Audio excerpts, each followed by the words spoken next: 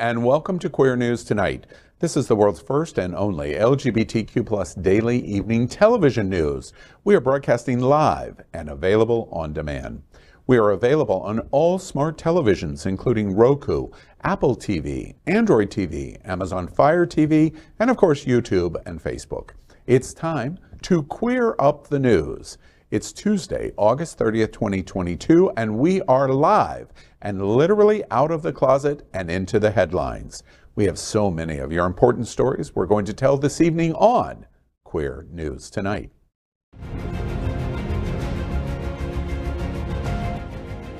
This is the world's first live daily LGBTQ evening news show, literally out of the closet and into the headlines on Queer News Tonight with Al Ferguson.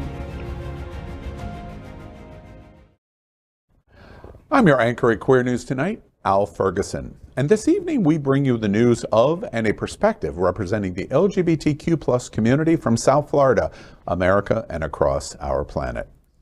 This is the world's first and only unedited live LGBTQ plus evening news show. Whatever happens unique in the LGBTQ plus news, you will see it and hear it. Happening Out Television Network is a 501c3 nonprofit media platform in the television and radio model of PBS and NPR, but designed for our LGBTQ plus community. We are part of one of the largest LGBTQ plus media companies in America, Hotspots Magazine and Happening Out Television Network. Our magazine is celebrating 36 years of the LGBTQ plus experience, and our television news, talk, and entertainment shows support our mission to educate the LGBTQ plus and broader community. Well, let's begin by welcoming anchor Christopher Barnhill. Christopher is a native. Did you wave? I'm sorry. Hi, y'all. Christopher is a native, I love that, of Washington, D.C. He's an HIV activist and community leader. If there's one thing you must know about him, oh my, Brandy Norwood is his queen. I want to be down. Welcome, kind of welcome. Oh my goodness. Let's welcome anchor John Hayden. A journalist for 27 years, he now works for several outlets, including South Florida Gay News, as community editor, covering politics, entertainment, and local events directly impacting the LGBTQ plus community. John's interviewed everyone from presidents to Oscar winners and been on more red carpets than he can count. Every time he is with Jake Gyllenhaal, he becomes like a 12-year-old who can barely speak and just stares into those haunting blue eyes. Let's welcome John. Thank you so much. And I'm not sure, do we have a picture of my last interview with Jake? No? Okay. Wait till you get the side-by-side with you and me. Yeah, it's like a mirror. Yeah. Let's welcome anchor, speaking of which, Dr. Tai Houser. He is an associate professor of English and Humanities at Broward College. Additionally, he teaches for extended periods of time at international colleges in Spain, India, China, and most importantly, Bolivia. Good evening, Tai. Good evening, good evening.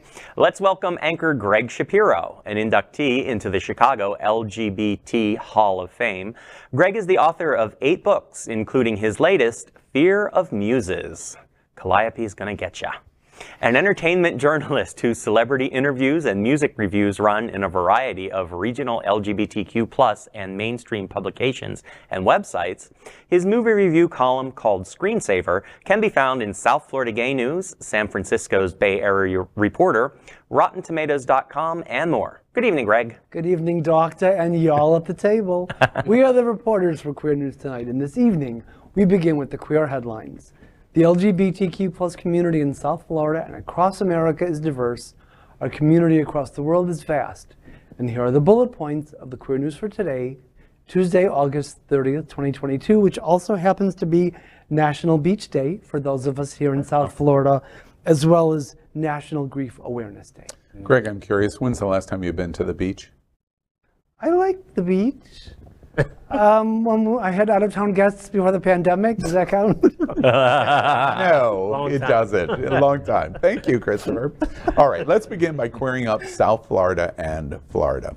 Wilton Manors elected officials want a big raise, so they plan on giving it to themselves.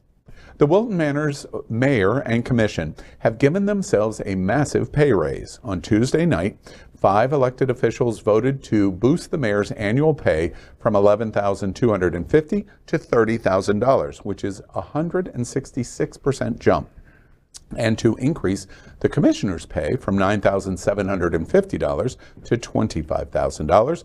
That is a 156% hike. The salary increase requires a second commission vote on September 13 and will take effect on October 1st. The future salary increases will be automatic to equal the cost of living raises given to non-union employees. The move comes after a recent survey discovered that Wilton Manors mayor and commissioners were towards the bottom of the pay scale in Broward County. The largest city in the county, Fort Lauderdale, used to pay its mayor $35,000 and their commissioners $30,000. That changed this January of this last year when the mayor's salary rose to $78,840. On the other hand, not everyone agrees with this salary hike. John Fiore, a longtime resident, and the former mayor said, quote, "I have no problem with them raising it by $3,000. They work hard, but a 150% increase is excessive," end quote. Fiore thinks the town's population size should dictate what it pays its officials. Mayor Newton said, quote, "It's a 7-day-a-week job. If you spend a year in my shoes, you'll see how many hours I put in. This is not an easy job. Some people have asked me, how are you doing that for $12,000? Are you out of your mind?" End quote. Jake Valentine, one of the town's more outspoken residents, thinks the commission should be paid $15,000 and the mayor $20,000. He said, quote, "I don't begrudge them the money, but you don't triple your pay. I know they have a tough job. I know that they know what they go through.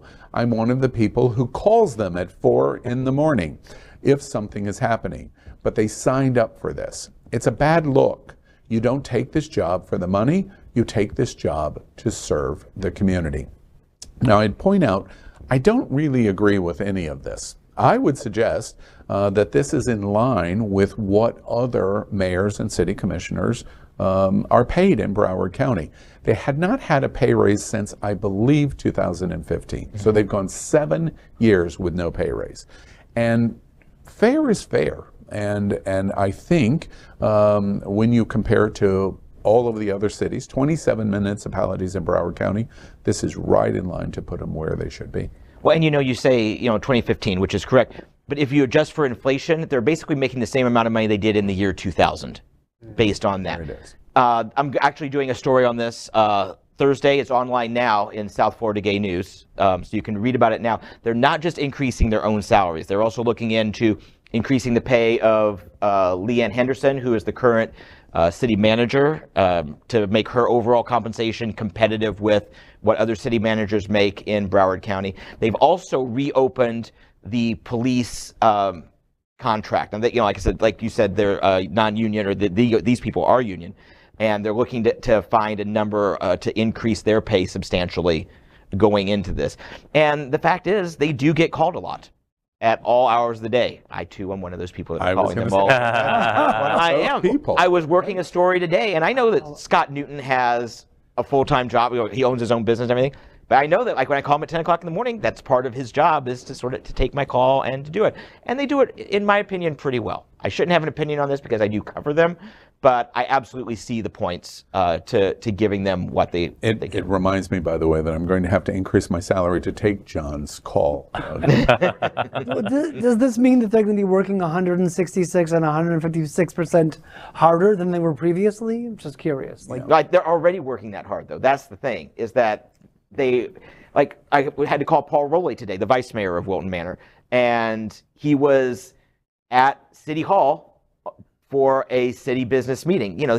People see him on the dais, but they don't see everything else that goes into it besides taking my call. They're also meeting with city staff the people that run the day-to-day of the city. So they're very involved. I'm sorry, go ahead. No, it's okay.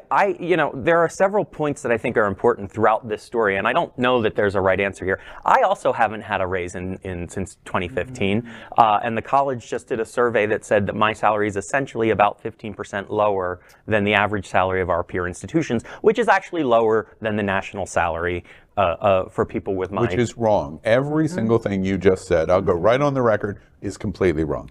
But not because you're my friend, but because professors at Broward College deserve adequate and reasonable pay and cost of living increases. But at the same time, I don't want to be one of those people that the quote kind of showed, was it the mayor's quote, kind of showed like, oh, we work really hard, we should get more money. Like kind of boohooing the fact that you're in a public service position. No, the optics of that are really bad. The final quote by, I think it was Mr. Valentine was, you're a public servant. That's why you take this job. You don't take it for the salary.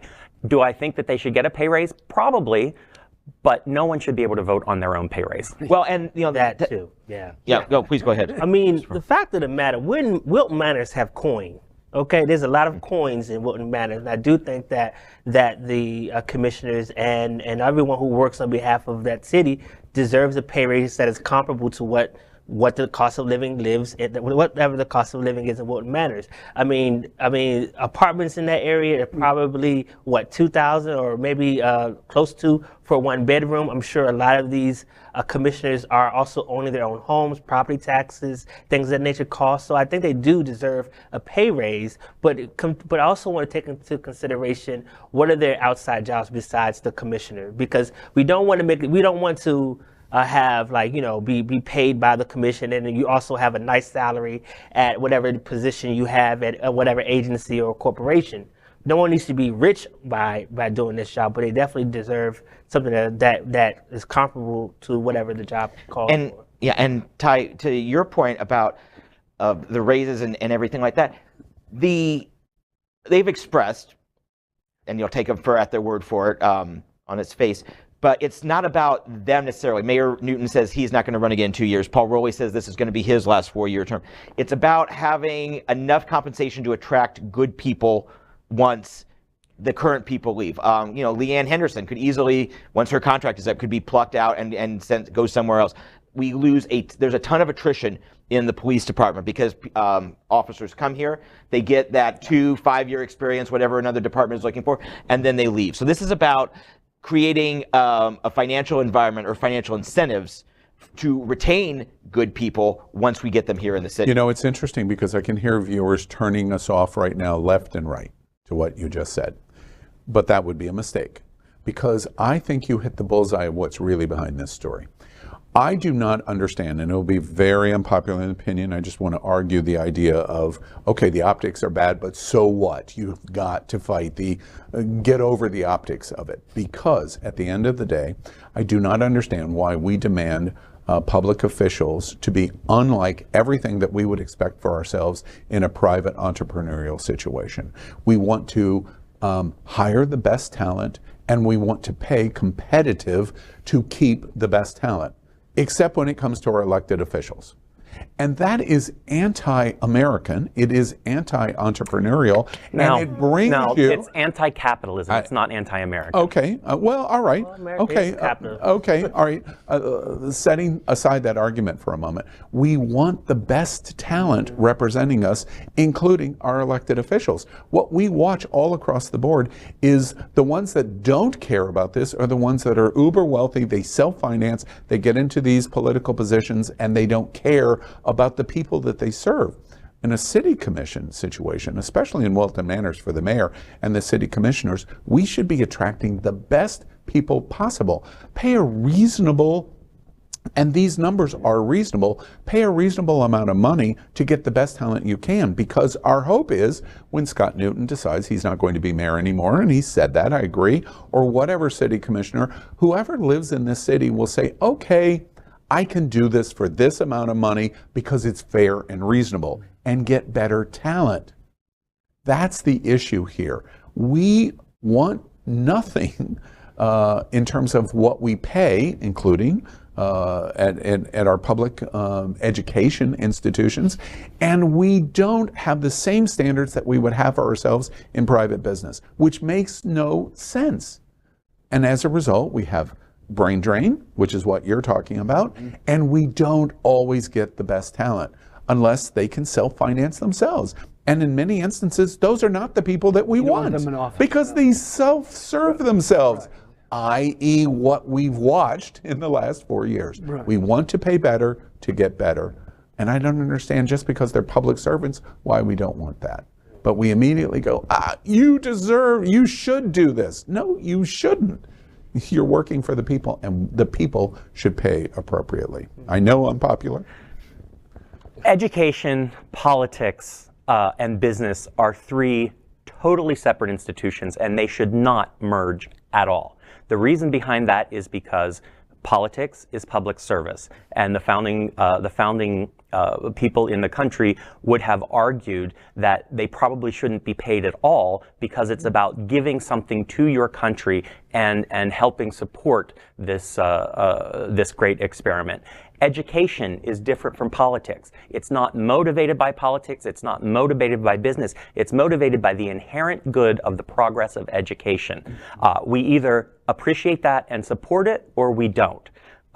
Business. And in Florida, we don't. In Florida, we don't. Business is purely involved in making money for business. It does not care about people. Yes, you can say this business really cares about its employees and is really giving back to the community. They're only doing that because it supports their bottom line. If they were losing money on it in the whole, they wouldn't be doing it. Yeah, I only want to say before we move on to education, I agree with about 85% of what you said. The one point that I give as the exemption in politics is if we said we followed the founders, the framers model, the constitutional framers model, you should volunteer to do this. I can tell you in this election cycle, and so many of the interviews and people that I met, it would completely wipe out an entire core of people that would run. If we want the 18-year-old to run for school board, if we want the 25-year-old to run for the Florida House, we can't say you must do it for free, because they can't. And the only ones that can do it are the ones that can self-finance because they're multi-millionaires or they're worth $40 million. And those are not necessarily the people that we want to service. That's my only point. All right. All right, let's queer up education. DeSantis goes after school boards and wins in Broward and Miami-Dade County. As a fallout of the tragic school shooting in Marjory Stoneman Douglas High School in Florida, Governor DeSantis has suspended 4 Broward school board members and made 4 new appointments to replace them. On February 14, 2018, 19-year-old Nicholas Cruz opened fire on students and staff at Marjory Stoneman Douglas High School in Parkland, Florida, murdering 17 people and injuring 17 others. Police and prosecutors investigated a pattern of disciplinary issues and unnerving behavior. Since then, a board titled the 20th statewide grand jury was elected to look into the issue, and they found that there are still safety-related issues that could have possibly saved lives at Marjory Stoneman Douglas High School. The jury said that these are quote, are such a low priority that it remains uninstalled at multiple schools, end quote. And, quote, students continue to be educated in unsafe, aging, decrepit, moldy buildings that were supposed to have been renovated years ago, end quote. Following the recommendations of the 20th statewide grand jury, Patricia Good, Donna Korn, Anna Murray, and Lori Rich Levinson were relieved of their duties. Governor DeSantis said, quote, I must suspend people from office when there is clear evidence of incompetence, neglect of duty, misfeasance, or malfeasance. The findings of the statewide grand jury affirmed the work of the Marjory Stoneman Douglas School Safety Commission. This action is in the best interest of the residents and students of Broward County and all citizens of Florida, end quote. After the report, Governor DeSantis endorsed 30 school board members, out of which at least 4 won seats out of the 7 that were up for election, namely Tori Alston, Manuel Nandi A. Serrano, Ryan Ryder, and Kevin Tynan. The non-incumbent incumbent Miami-Dade County School Board seats were won by candidates endorsed by DeSantis. These decisions could spur new school board dynamics in several counties. Ironically, school boards are not supposed to have any political party affiliated with them. That could cause a problem in the school syllabus. For example, Democrats are currently trying to call attention to the fact that the DeSantis administration's hard line on classroom materials, which Republicans are strictly vetting for traces of critical race theory and references to sexual orientation. Only time will tell how these appointments will impact schools across Broward County as well as the rest of the country. I definitely agree that, school boards should not be politicized, that you should not have pretty much spies in the school board that can go run back to the governor and say, this is what's in the curricula or the curriculum. I think that, this is setting a really, really bad example of school leadership and what our students are facing. I do agree that that people should have been held accountable for what happened at Marjorie Douglas High School. I think they definitely do need to be held accountable. This is exactly why DeSantis wins, because he's packing school boards, he's gerrymandered districts, he's putting all the cards in place for him to just walk away with the election and continue to oppress and change. Yeah. And the best interests that he mentioned are simply his. Of course. Yeah, it is base. Yeah, Parkland was 4.5 years ago. And great, yes, I get that he's reacting to a study or whatever, but 4.5 years ago. Basically, if he doesn't like the people in there, he'll just take them out. Like, it was a state's attorney or DA over in Hillsborough County, in the Tampa area. Just plucked him out and removed him because he doesn't like that he's not enforcing the laws that Governor DeSantis once enforced. You've got the fact that he's saying incompetent people must be removed. Well, then why is your state surgeon general still in there? He is wholly incompetent. The state, we were at the Dolphin Democrats this last week, and Mr. Adam Hattersley was saying, the state insurance commissioner has no background in insurance. What is going on? So don't put the incompetence word out there, okay? Because it's staring you right back in the mirror, DeSantis. Right, by his own standard of malfeasance and all those other things. He recognizes that. He should be resigning. I totally agree. Val Demings' race against Marco Rubio is flashy. Charlie Crist's race against Governor DeSantis is flashy. Gavin Newsom contributing $100,000 to Charlie Crist's campaign against DeSantis is flashing. This is a red meat story that affects everyone dramatically. And for LGBT to ignore this, I think to your own peril. Because if you care about don't say gay, other than you scream don't say gay and your revulsion to it 1,000 times, you really aren't acting in your own self-interest. And you know who is acting in their own self-interest? Governor Ron DeSantis. He is beating the shit out of you. Period. In Broward County, which is the bluest school board district in Florida, he comes in and surgically removes his problem.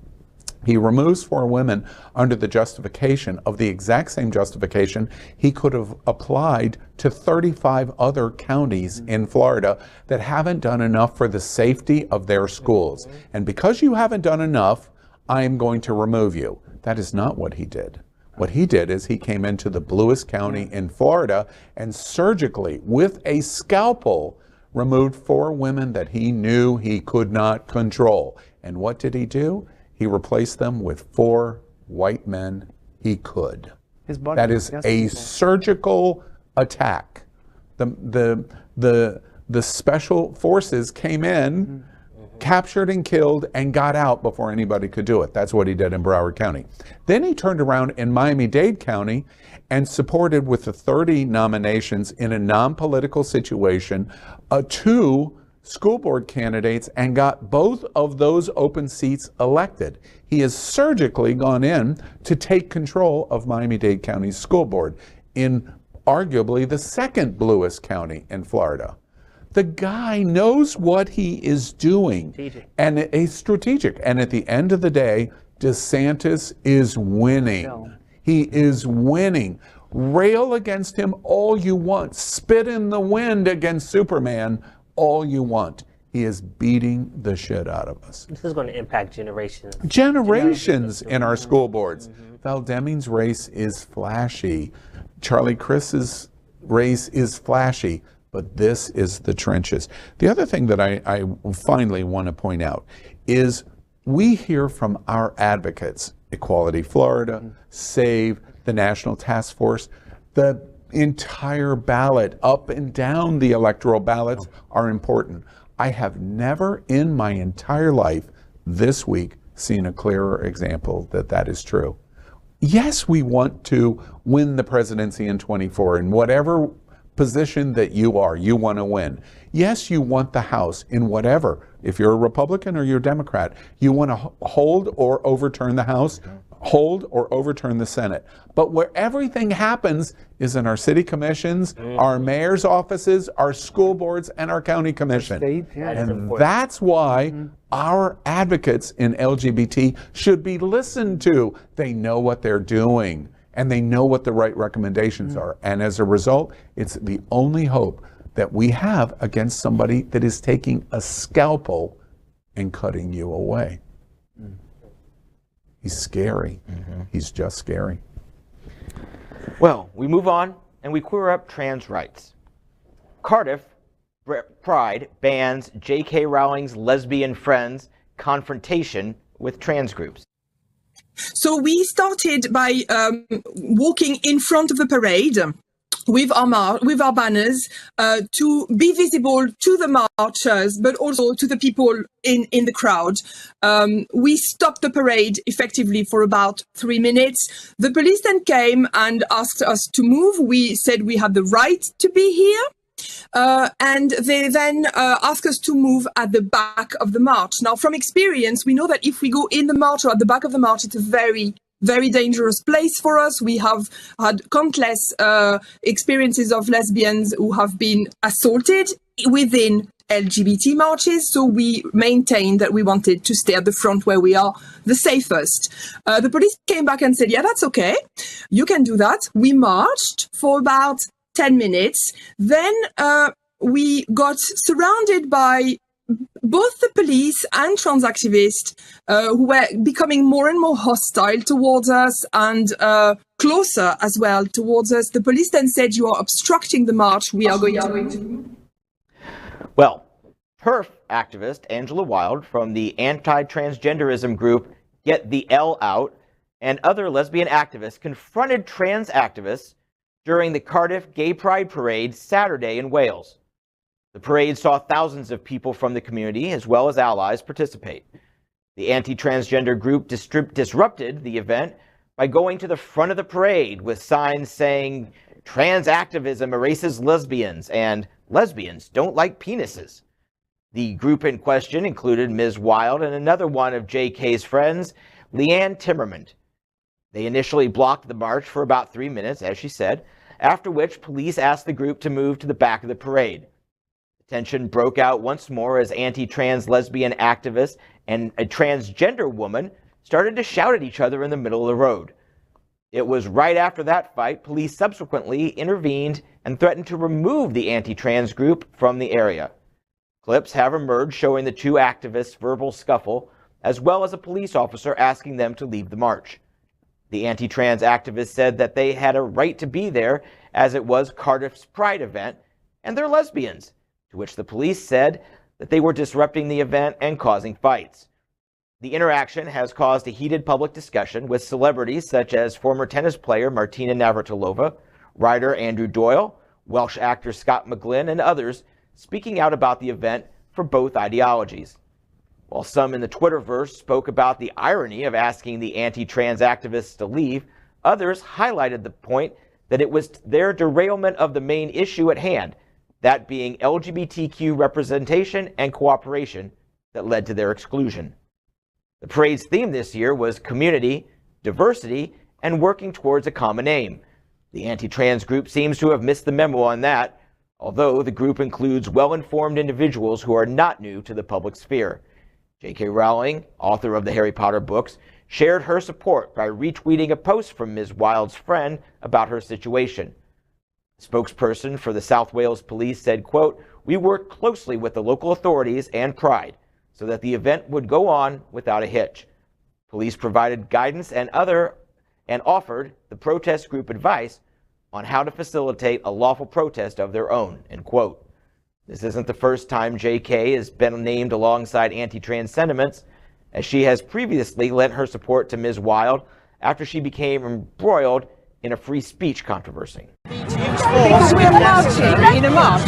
At the moment... No, I just want to make sure... Yeah, you'll know now. Let me just explain to you, and it'll give you some understanding. Yeah. So at the moment, your march, this group of people, is causing confrontation between different groups of people. We're lesbians. Okay? We're lesbians. It's gay pride. Whatever you are at the moment is causing confrontation. I'm not representing. I'm running home. Safely march yourself. We don't want to do that. We want to be part That's of your the choice. So what I'm telling you is to make sure it's safe. We are going to remove you from the road, and I want you to do that of your own accord. I want to make sure I understand that you are removing lesbians from like LGBT march. Yes, that is what's happening. Okay, why? For safety. For your safety, for other people's safety. That's why you should be able to protect lesbians. So, you should be able to protect lesbians. We can have further right now. conversations about the reasons why at the side of the road, because otherwise you are going to be removed from the... What a joy these people must be at prides and picnics. Okay, their slogan, trans activism erases lesbians, and lesbians don't like penises. What? You are literally hurting yourself when you do this. Never mind the fact that get the L out sounds like an anti-lesbian group.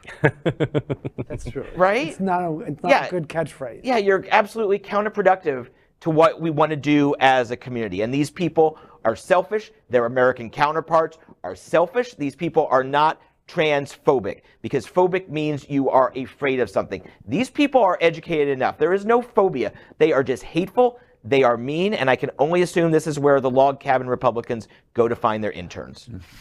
So the sad part about this is that Pride is supposed to be a celebration of us, all of us, and our diversity. And if you want to stand up and celebrate your diversity by putting someone else down, then no, you don't deserve it. I'm sorry. Do you think the point that you just made, do you think that the push of the acronym together of the 5 and maybe more letters, that one of the things that we're finding in the stress test of these times is that pushing the acronym together, everyone didn't come along with it, that they don't accept it.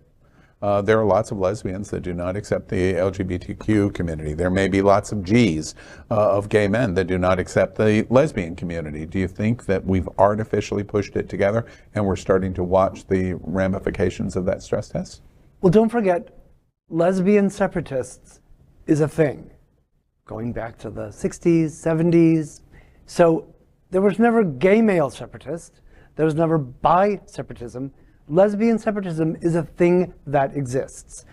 And then we think about the controversy at the Michigan Women's Music Festival that completely destroyed that many year festival because they were anti-trans. So this is an issue, and I can understand that there's a possibility that they're concerned about lesbian erasure. We're all concerned. The entire community is concerned about being erased. So each of us, again, I think is in our corner. And there's all these letters, and at some point the letters need to come together, because if not, we will all be erased. You know, erasing the T doesn't... To that point specifically, one of the banners that we showed in tonight's story that was carried in the Cardiff parade, lesbian is not queer. What's the point of doing that, of saying that? This is not a good look at all. No. It's as if we forget our queer history. If it had not been for Black and brown trans women who through that brick and organize the first Pride, we would not have the rights that we have today, or even have the opportunity to have Pride. Like it's just sickening that how we treat our trans community as if they are like a pariah of the LGBTQ community, when really they are pioneers of the movement, and they deserve that respect, and we should not be disrespecting them. If anything, we need to bow down to them and thank them for sacrificing their bodies and their lives for the rights that we have today. What is it? Does anybody have understanding of if it's not a phobia, which is what you have suggested? What is it that they're repelling against? I think it's erasure. I think that they're afraid of. I mean, even though they're now, it used to be GLBT, and then we switched the letters around, and they're at the front. So they're still visible, they're still a presence, but I think that they're concerned about erasure. But I mean, even talking about the Stonewall, you talked about the riots, during those raids, one of the issues was in the old days when there were the old school butches who were dressed as men, and there was that concept of, well, you needed to have at least one piece of clothing, right, in the bar, or else you'd be arrested if you weren't wearing something of your gender in the bar. So I love my lesbian sisters, and I value them, and we can't erase them in this conversation either. Right. I'm not saying that they should be anti-trans and violently anti-trans, but we can't erase them. We cannot erase them either. I think a lot of it, and no offense, Dr. Tai Houser, I wish Dr. Julio Capo Jr. was here. Yes, he would be a good one to have tonight. He has studied this so much, but from what I understand and from what I've read, Dr. Faye. What? And Dr. Faye, that's what? Dr. What? But no, I think that a lot of the lesbian liberation movement is intertwined with the female liberation movement, both of which gained a lot of steam in the 1960s. And there was a lot of militants in it. And I think that it's sort of so intertwined that there's still some anger there, and rightly so. And I'm not going to say here and don't be angry. What I'm going to say is don't exclude people. Yeah. Right. I want to point out that disturbing week for me. This story is incredibly important for our community, incredibly important. Over this last weekend, let's provide two contrasts of old world and new world. Cardiff's in old world, we're in new world in historical perspective. Over the weekend in California, straight pride went on. And we reported last night that there was a violent outbreak at straight pride between Proud Boys and LGBTQ protesters. And about 30 people organizing straight pride, and then hundreds that were counter protesters.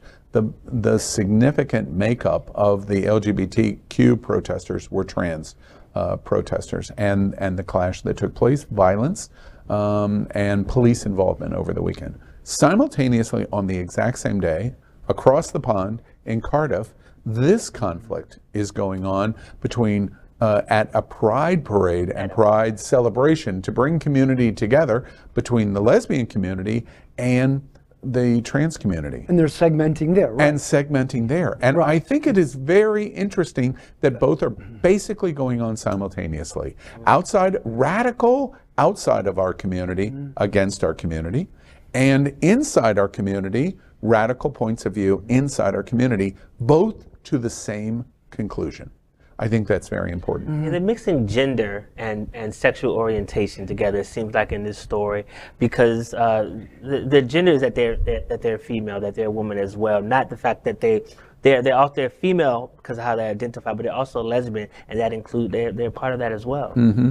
I think the issue that makes this story incredibly important for us is first, the number one attack that we have experienced in these last years, it's growing and it's growing. The number one attack is, let's face it, is radical GOP, evangelicals, and Governor Abbott's and Governor DeSantis's and all of that you would put in that bucket, which are not the radical GOPs, but they have seized on the political movement. That is our number one adversary in the United States. In community, and Straight pride in California over the weekend is a representation of that bucket that is saying we're picking this up for parental rights and we're protecting our children and all of the countless lies that are being told. That is our number one adversary. But our number two adversary is in our own community. And we are beginning to, that's why I ask you this question about the stress test. Our LGBTQ plus community may not be as sound in community as we once thought it is. Because as we're celebrating victory after victory, including gay marriage, after victory, now we're finding defeats. And DeSantis is using that scalpel in so many different ways, and we're beginning to turn on ourselves. And now is not the time to fragment. Now is the time to come together. It's like civil rights or women's rights in the 70s. We're at a pivotal moment that if we do not stand as community, we have no chance. And it's interesting to me that we're facing this attack outside of our community, and we're facing this attack inside our community.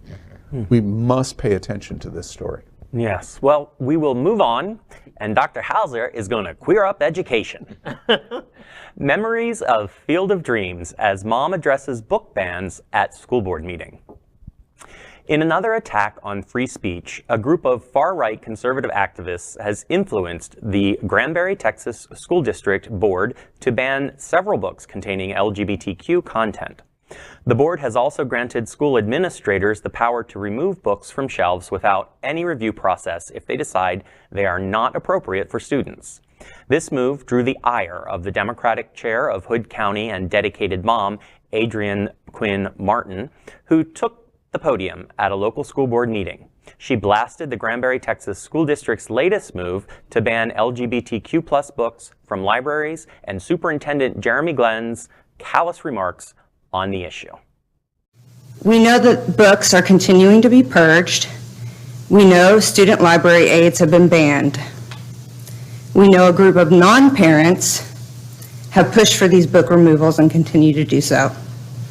Being a taxpayer does not grant special privileges over students, staff, and parents. I do not want random people with no education background or experience determining what books my child can read, what curriculum they learn, and what clubs they can join. Just because you can get up at every meeting and rant and rave does not give you authority over my child's education. Your personal religious beliefs, people in this room and on this board, should not be affecting my child's education either.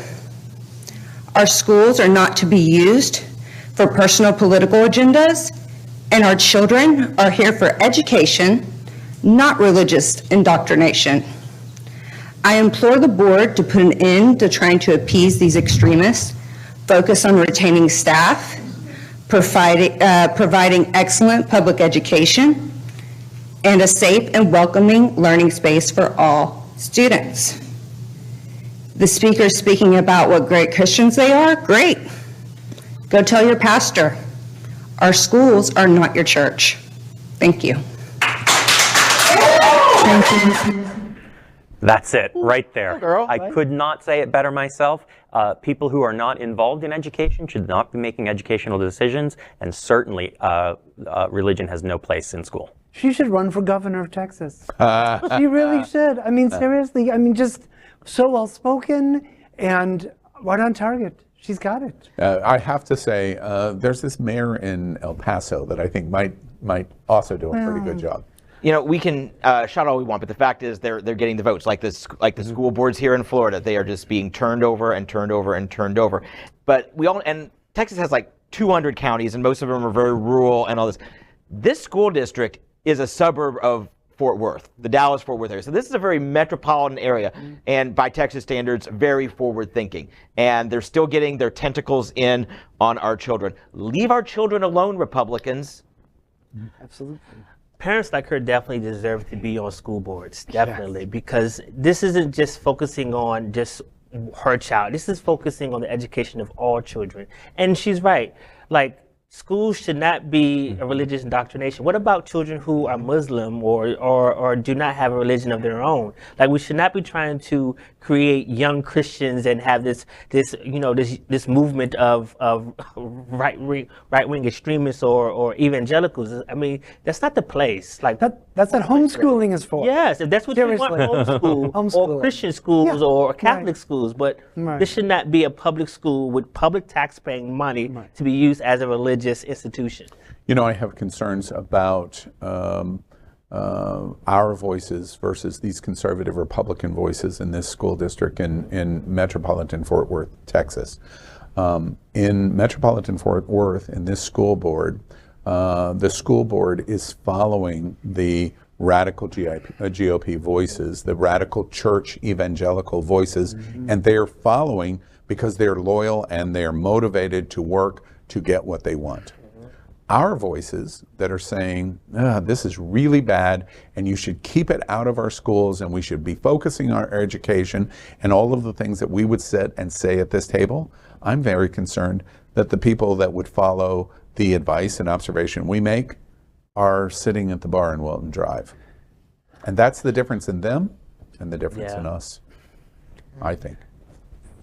Well, now we're going to queer up lesbian culture. Finland's prime minister apologizes for inappropriate picture of women kissing in her home. Finnish Prime Minister Sanna Marin is apologizing yet again, and the LGBTQ+ community thinks she's cooler for it. The apology is over a picture of two women who were topless and kissing at a party held at her house in July. The photo was posted online by Finnish TikTok influencer Sabina Sarka. Sarka also apologized, saying that she didn't mean to cause further embarrassment for the Prime Minister. Marin said, quote, "In my opinion, the picture is not appropriate. I apologize for it. Nothing extraordinary happened at the get-together," end quote. This is not Marin's first scandal. Last week, Marin, a member of the Social Democratic Party, faced criticism after a video leaked of the 36-year-old world leader drinking and dancing. She said that she was upset that the video was leaked, even though she knew she was being filmed at the time. Other politicians in Finland criticized her, including Centre Party Member of Parliament Mikko Karna, who demanded Marin take a drug test. Quote, "The people are entitled to expect this from their Prime Minister," end quote, he said. Marin outright denied anything illegal like drugs at her events. Marin said, quote, "I was dancing, singing, partying, hugging my friends, doing totally legal things," end quote. Still, Marin took a drug test. This most recent photo post is of Sarka kissing another woman with both of them lifted up, while both of them lifted up their tops. The word Finland covered their breasts. What did the LGBTQ+ community have to say? Online, people praised Marin for being cool and supportive of LGBTQ+ people. Well, it's really refreshing to find a politician, quote, "dancing, singing, partying, being with my friends, doing totally legal things," as opposed to, someone insisting that they be immediately put in as president, because seriously, what a difference. Wow. And how sexist is it? She has to take a blood test or a drug test. Oh my God, because she was dancing, and oh my God, a couple of women were kissing. I expected better out of Finland. I mean, come on. But I would like to say one problem with this story for me is that it's not our last story, because then we could finish the show. It's funny to me because I'm jealous as all hell of Finland. Let me tell you why. Finland constantly is reviewed worldwide as among the happiest people on the planet. Finland is always either number 1, number 2, or number 3 of the places in the world that you would want to live because the people are just so happy to be there. Clearly, this story proves that historically, because they have nothing better to worry about than two women kissing. Right. It's like, that is a yawn in South Florida. It's like, are you kidding with the problems that we're facing? This isn't a big deal. And I, to be honest with you, I don't even know her sexuality. I don't even know who she's associating with in terms of her sexuality, and that there's lesbians present at a party that she is having. At the end of the day, who cares? Now we know why Finland is the happiest place on earth. But wasn't Marco Rubio present at parties where they were dating? Right. Yes, but his pictures weren't really cute and warm and fuzzy. All right, let's queer up politics. What may come after Senator Val Demings? Well, of course, a 25-year-old black GenZ-er Congressman, Maxwell Frost. That is a possibility. Young Democratic candidate Maxwell Frost is many things. He's respected in his community as an activist, a gun control advocate, a staunch and vocal LGBTQ ally, and soon to be college graduate.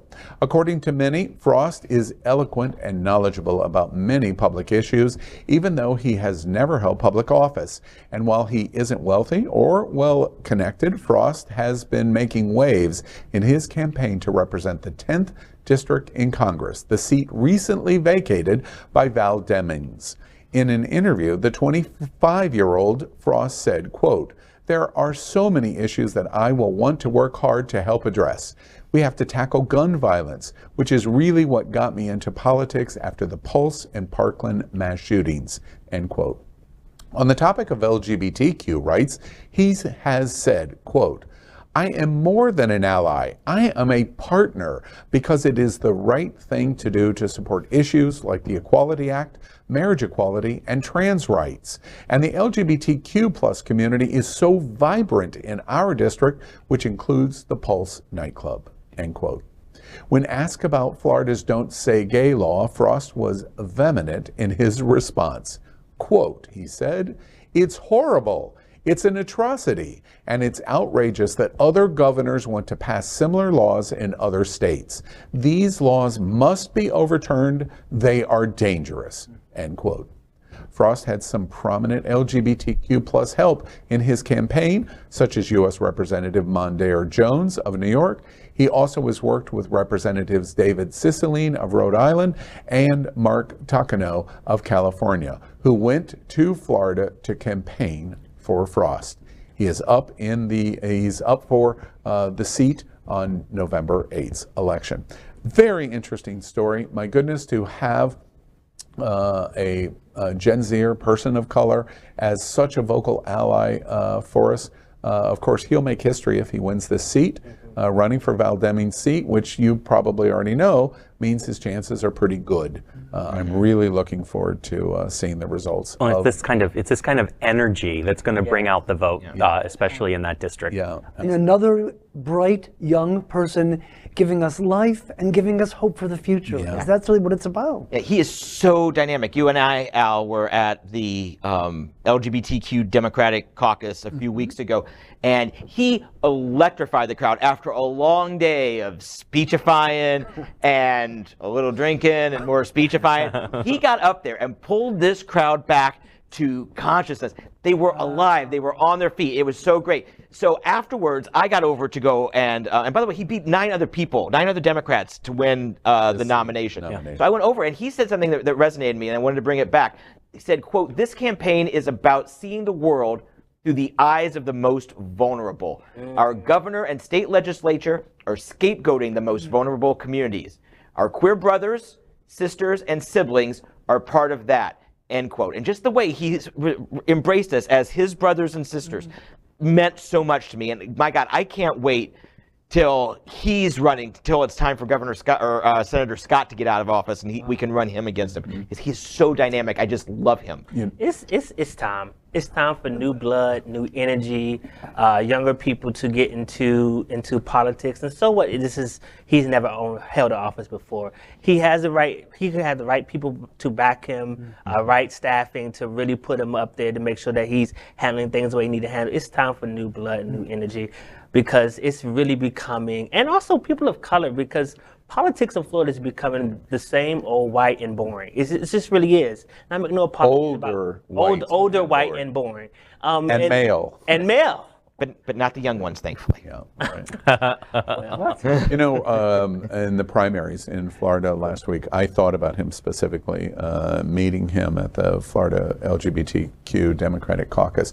And I thought about him specifically because having a 25-year-old Gen Z-er, I have made every Gen Z joke there is. He's 25 is Gen Z, up to 26, you're Gen Z. Okay, boomer. No, That would be me. I forgot. It's a symptom of being a boomer. You forget. But it's really interesting because he being a person of color and Gen Z and running for this seat, I was dramatically affected by the Pulse shooting, and he talks about Pulse frequently, and then he wins in this very competitive Democratic seat, and Mondaire Jones, who had helped him, becomes historic in 2020 as the first Black LGBT or person of color LGBT to ever be sent to the U.S. House of Representatives, loses his primary.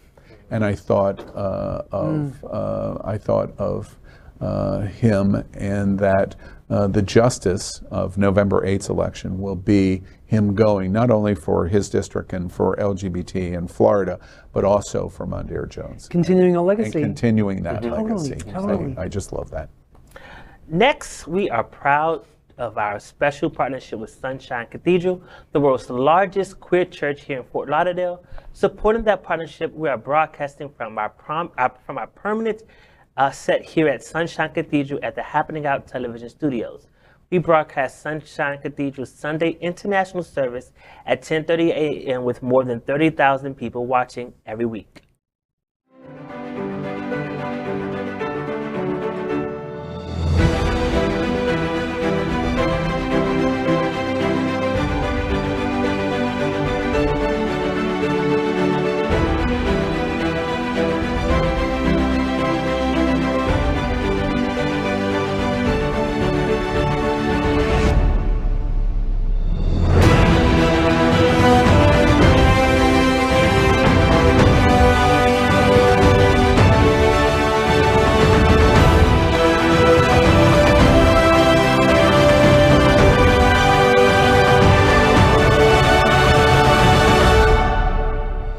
Hi, I'm Dr. Stephen Evans. I am the editor-in-chief and publisher of Outclick magazine, and Sunshine Cathedral is my queer church.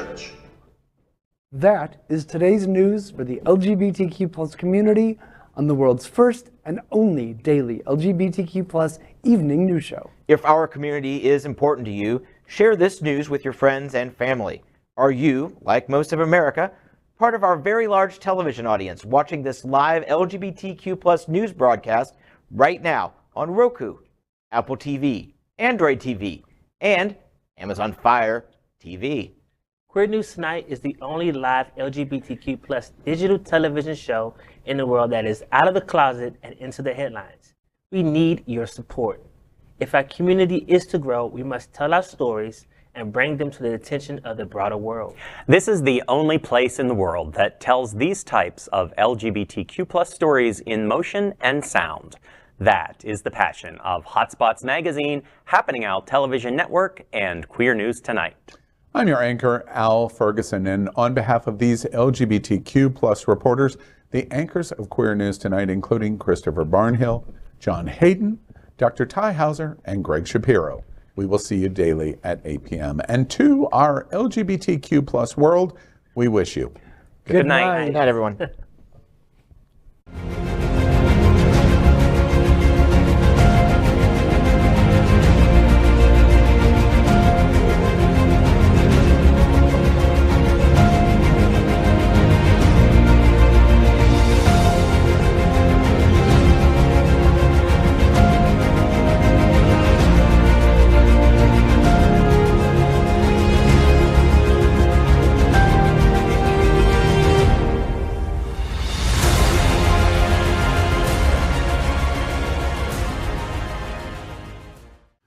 LGBTQ+ news is vital for our community and for the broader world as a whole. We have enough enemies at Fox News.